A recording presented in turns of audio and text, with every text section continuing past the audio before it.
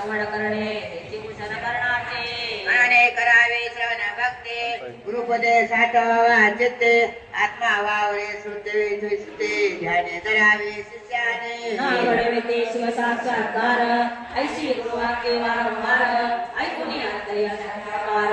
हरी सौमुक्त होय अवले गणना होय ज्ञान अवले श्री गुरुपाचे जाऊन पुन्हा पुन्हा करावा श्रवण गुरुपदेश एकाग्रतेने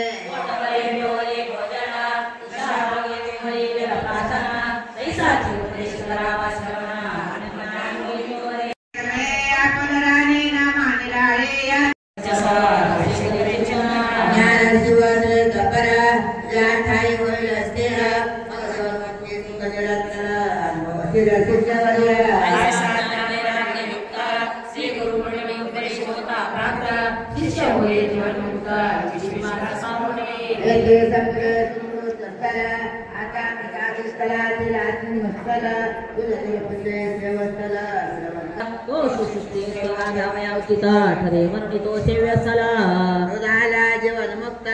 तो पूज्य ठरतो लोकात लोकसेवा करते कचिता